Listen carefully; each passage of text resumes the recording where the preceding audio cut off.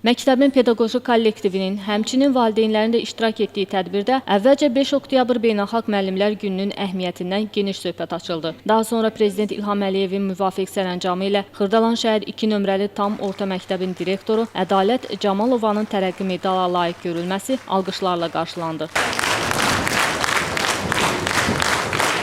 Tədbiri giriş nitqi ilə açan sözü gedən məktəbin direktoru Ədalət Camalova, Ulu Öndər Heydər Əliyevin yenidən hakimiyyətə qayıtdıqdan sonra bütün sahələr kimi təhsil sisteminin də inkişaf etməyə başladığını, Azərbaycanın təhsil sisteminin beynəlxalq sistemə inteqrasiya olunduğunu qeyd etdi. Vurğulandı ki, son illərdə Azərbaycan Respublikasının prezidenti cənab İlham Əliyev tərəfindən təhsil sahəsində geniş islahatların həyata keçirilməsi, təhsilin inkişafına, təhsil müəssisələrində çalışan işçilərin əmək haqlarının və tələbələrin təqaüdlərinin artırılması, müəllimlərimizin, təhsil işçilərinin zəhmətinə verilən qiymətin təzahürüdür. Tədbirdə ümumi təhsil ocaqlarının müasirləşdirilməsi və yeniləşdirilməsində Heydər Əliyev Fondunun da xidmətlərinin misilsiz olduğu bildirildi. Azərbaycan Müəllimlər İnstitutunun dosenti, Yazıçılar və Jurnalistlər Birliyinin üzvü, təhsil işçisi Şahrıza Ağayev isə öz növbəsində bütün müəllimləri təbrik etdi. Natiq regionların sosial-iqtisadi inkişafına dair dövlət proqramı, Heydər Əliyev Fondunun prezidenti Mehriban xanım Əliyevanın Yeniləşən Azərbaycana yeni məktəb proqramı və digər bu kimi tədbirlər çərçivəsində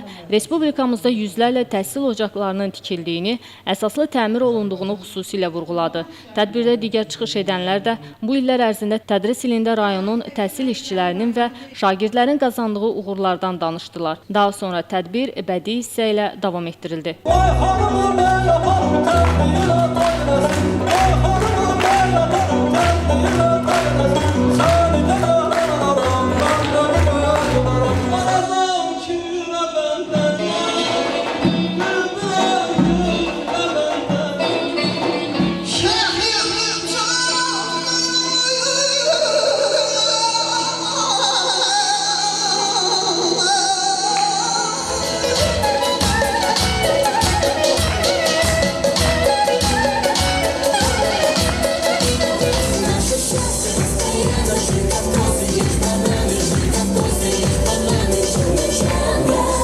Gültəkin Əliyeva, Nizami Rəsulov, Kamil Quliyev, Dünya TV.